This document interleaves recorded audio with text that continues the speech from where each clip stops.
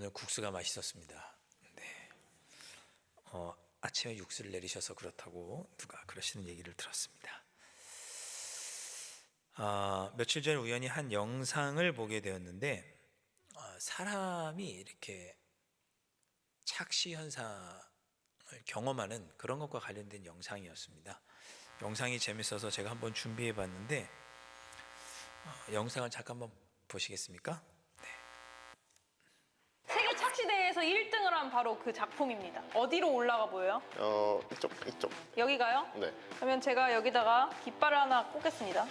자, 근데 이거를 180도 뒤집잖아요. 네. 그럼 어디가 올라갈 것 같아 보이세요? 그럼 당연히 이쪽이죠. 이쪽이 올라갈 것 같으세요? 당연히 이쪽이죠. 그죠? 네. 그럴 것 같아 보이죠? 돌려볼게요. 아니 뭐야?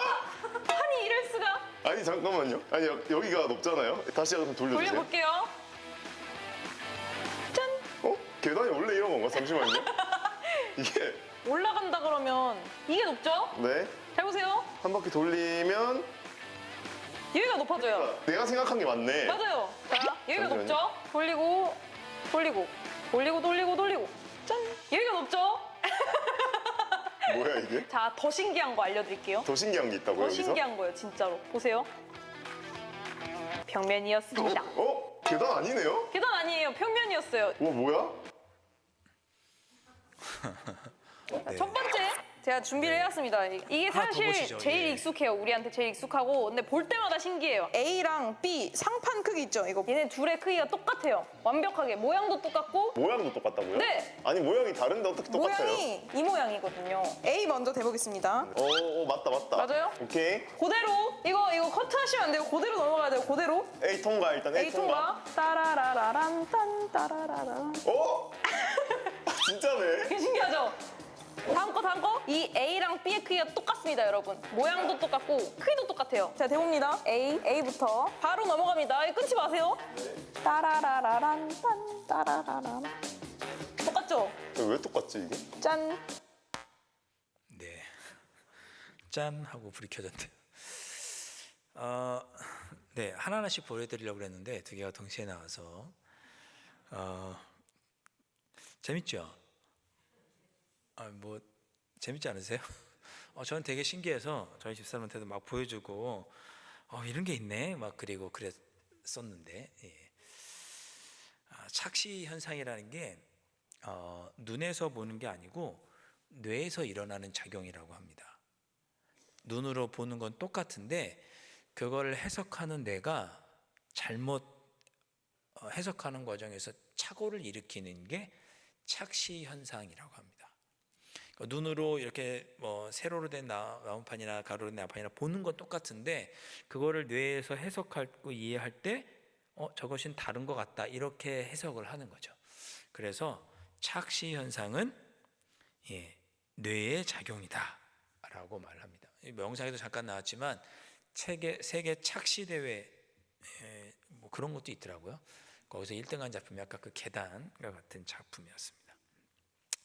제가 왜 갑자기 뜬금없이 착시 영상을 보여드렸을까? 우리가 어떤 사물을 보고 그 사물을 어떻게 이해하느냐에 따라서 내가 그 사물을 바라보고자 하는 내 마음가짐에 따라서 전혀 다르게 보일 수 있다는 얘기를 드리고 싶은 거예요.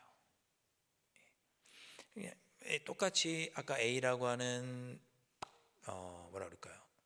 책상도 있고 B라고 하는 가로로 된 책상도 있고 똑같은데 우리의 마음속에 A를 더 작고 B는 더 크게 본다든지 우리의 마음속에서 우리 눈앞에 일어나는 일을 어떻게 이해하느냐에 따라서 우리가 그 문제를 전혀 다르게 받아들일 수 있다라고 하는 그런 뜻입니다. 흔히 그런 표현 하잖아요. 물이 컵에 이렇게 있을 때 물이 절반쯤 들어있으면 누구는 물이 절반 들어있다고 하고 누구는 절반밖에 없다고 하고 누구는 절반이나 차 있다고 하고 마음을 먹기에 따라서 같은 현상을 전혀 다르게 이해할 수 있다. 대표적인 게 이제 착시 같은 거죠. 우리가 어떻게 해석하느냐에 따라서 객관적으로 보이는 그 일도 전혀 다르게 해석할 수 있다는 것이 착시 현상입니다. 저희가 오늘 여러분과 제가 나누고 싶은 얘기는 우리가 신앙생활을 하면서도 같은 일을 놓고서도 두 가지 관점으로 볼 수 있을 것 같아요.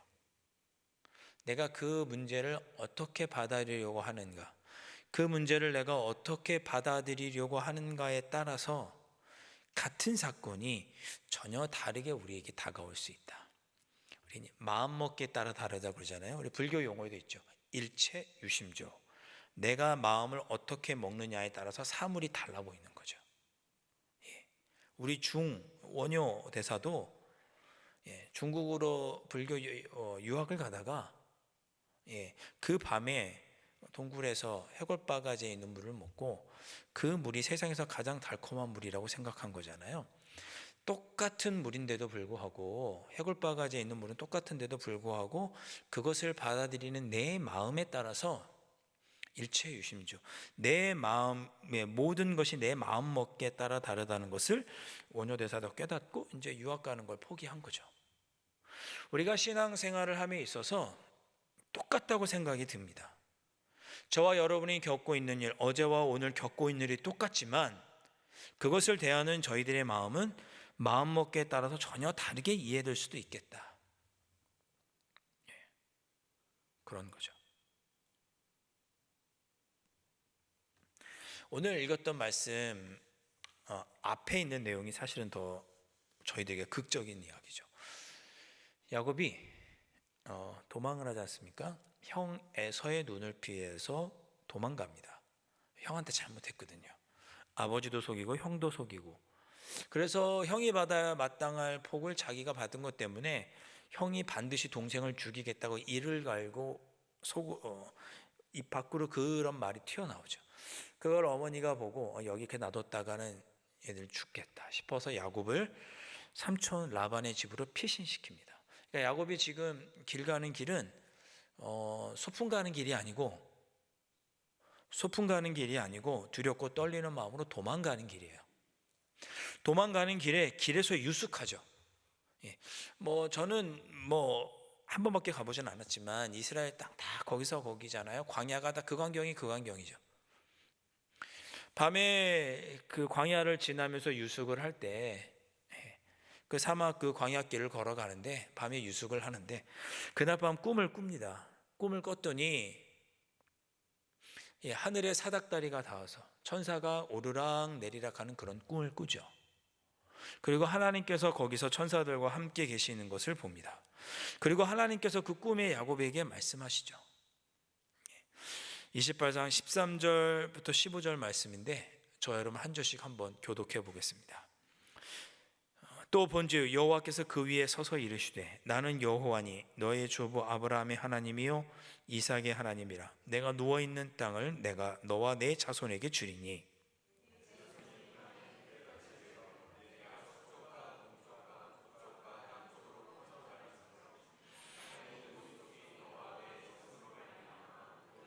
함께 읽습니다.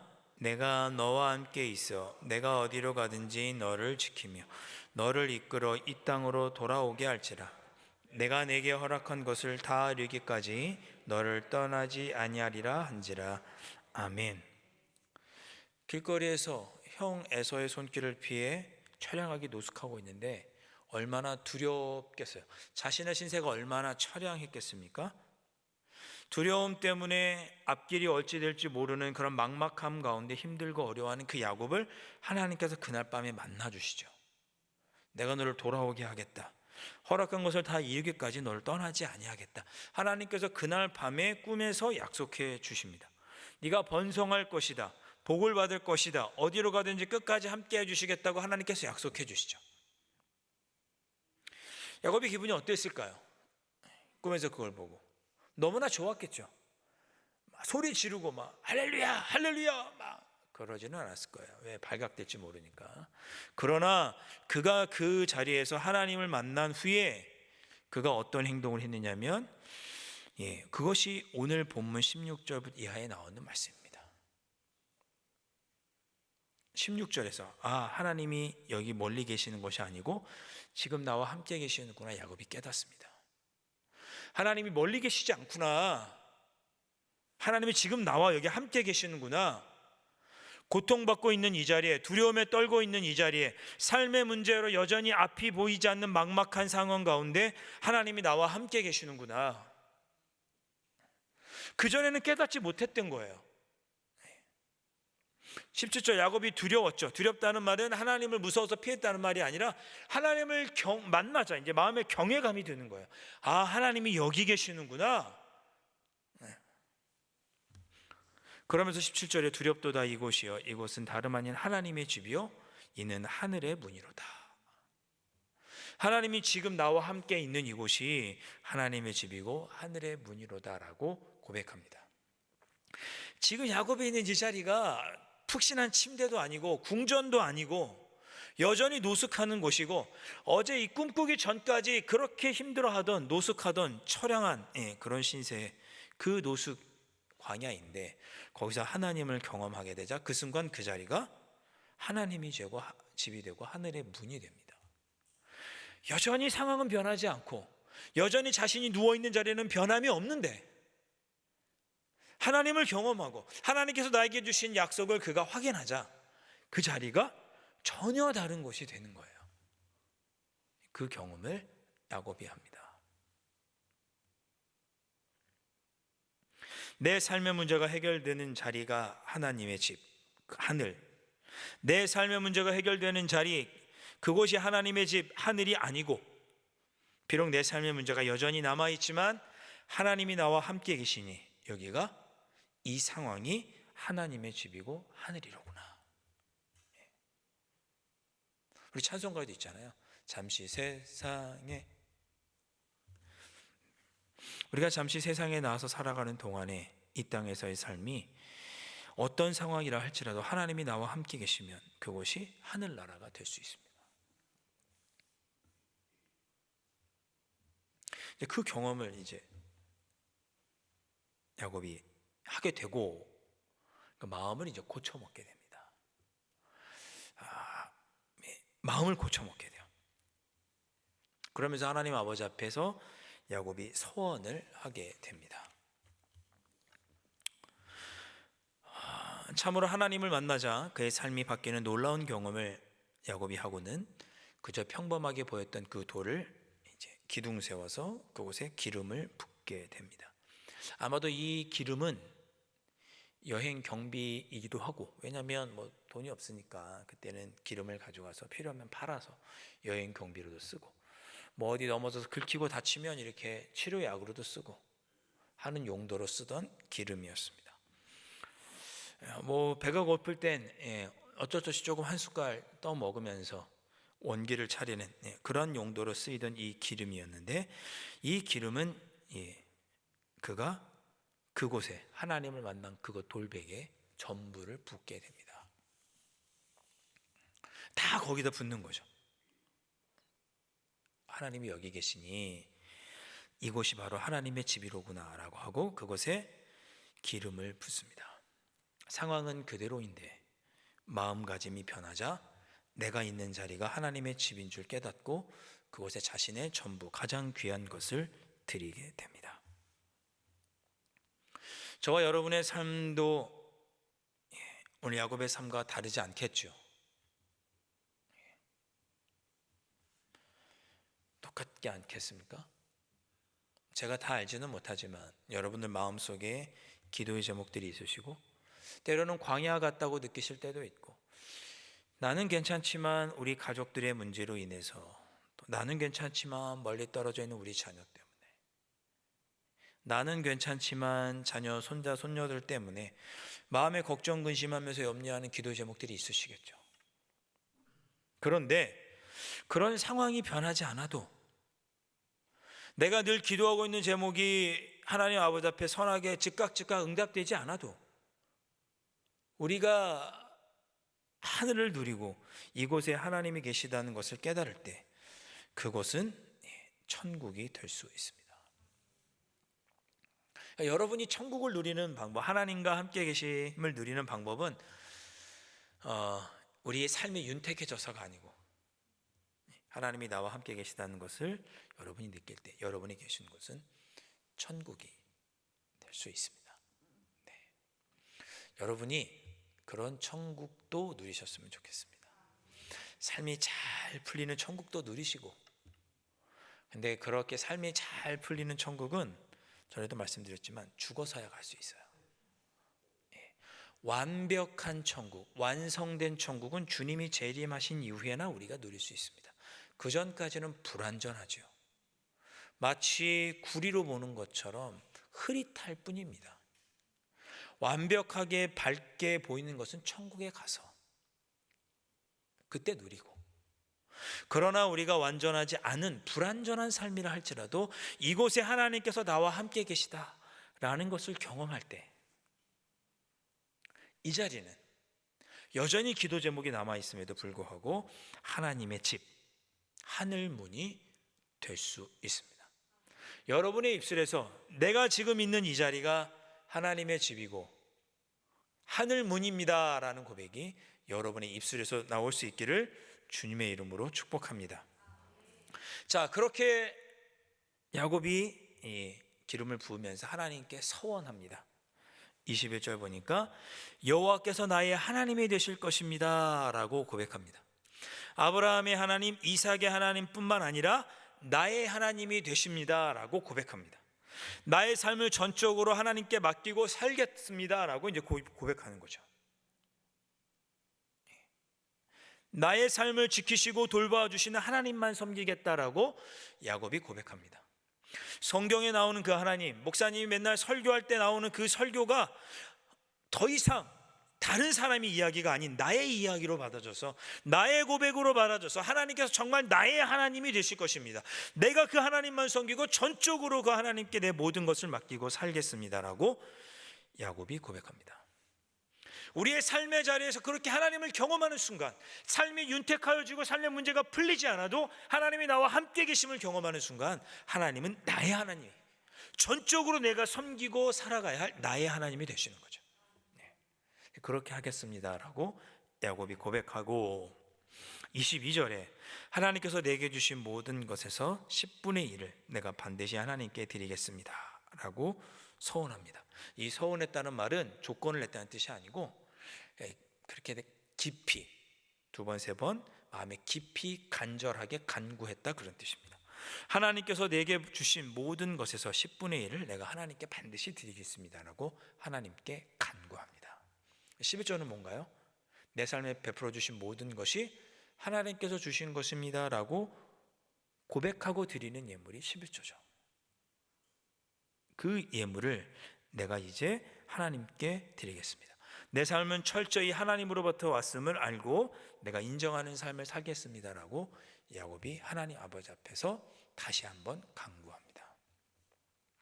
저와 여러분의 신앙생활이 더 하나님 보시기에 튼튼해지고 단단해지고 더 성장하기 위해서는 우리의 삶의 기도 제목이 응답되든지 응답되지 않든지 매 순간 삶의 자리에서 하나님을 경험할 때 우리는 그 하나님을 나의 하나님으로 고백하고, 우리는 내 삶의 모든 것이 하나님께로부터 왔음을 고백하게 되고, 우리의 신앙은 더욱더 성장하고 튼튼하게 변할 수 있습니다.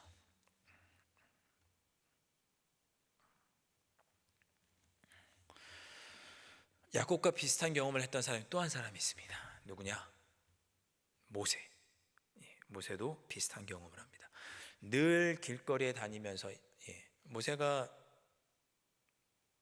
광야로 피신을 하잖아요. 미디안 광야리요. 거기서 양을 치면서 살면서 40년 동안 양을 치고 있는 동안 끊임없이 몇 번을 왔다 갔다 했을 그 시내산, 그 중턱에 늘 다니던 길, 거기 떨기나무 풀, 어느 날 그 늘 보던 그 자리에 그 떨기나무에 불이 붙죠.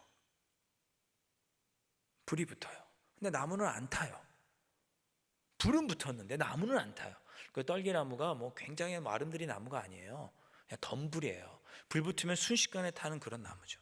거기에 불이 붙었는데 나무가 안 타요. 거기서 하나님의 음성이 들리죠. 모세야, 이곳은 거룩한 땅이니 내 신을 벗어라. 늘 걸어다니던 똑같은 삶의 현장이었는데 하나님께서 임재하셔서 하나님을 경험한 순간 그곳은 거룩한 곳이 되고 내 신을 벗어야만 하는 그런 장소로 변해버리고 맙니다. 거기서 모세가 거꾸로 지고 하나님께 소명을 받아 다시 한번 하나님의 일꾼으로 쓰임받게 되는 거죠.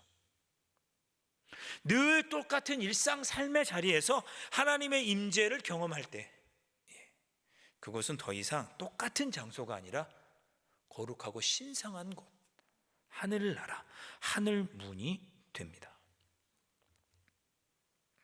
여러분이 여러분의 삶의 자리에 돌아가셔서 인간관계 속에서 하고 있는 일 속에서 그렇게 하나님을 만나실 때 그것은 늘상 경험하던 그 일이 아니라 새로운 일, 그곳이 하나님의 나라가 되는, 하늘나라가 되는 놀라운 경험을 하시게 될 줄 믿습니다. 이 경험을 꼭 하시는, 매일매일 이 경험을 하시는 여러분들이 되실 수 있기를 주님의 이름으로 축복합니다. 한 분 얘기만 더 하고 말씀을 마치도록 하겠습니다. 제가 오늘도 사도 바울 이야기를 잠깐 했지만 사도 바울도 예수 그리스도를 핍박하는 일에는 정말 열심이었던 사람이죠. 그가 다메섹으로 가는 도중에 예수님의 음성을 듣고 회심하게 됩니다.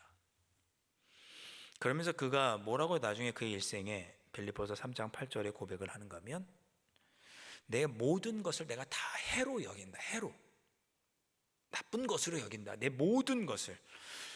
내가 내 모든 것을 해로 여기는 것은 내 주 그리스도 예수를 아는 지식이 가장 고상하기 때문이라. 내가 그를 위하여 모든 것을 잃어버리고 배설물로 여기노라.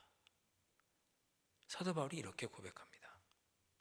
예수님을 만나고 나니까 지금까지 내가 귀하게 여기고 소중하게 생각했던 그 모든 것들이 다 해롭더라. 해롭더라. 그걸 다 내가 해롭게 여긴다. 내가 그걸 다 배설물로 여겨버린다. 오직 예수 그리스도를 아는 지식만이 가장 고상하다.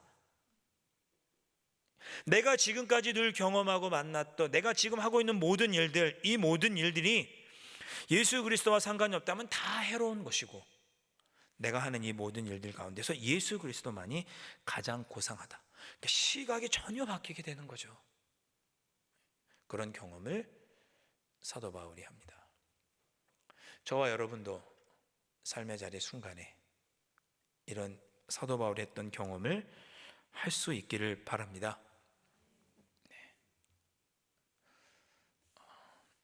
국수는 맛있었으나 벌써 소화가 다 돼서 기운이 없으셔서 아멘이 안 나오시는 놀라운 국수의 소화력, 얼마나 건강하신지 우리 날마다 우리의 삶 속에서 하나님의 임재를 경험하고 일상이 하늘나라가 되고 삶의 모든 것들을 새로운 주님의 시각으로 바라보는 여러분들의 삶이 될 수 있기를 주님의 이름으로 축원드립니다.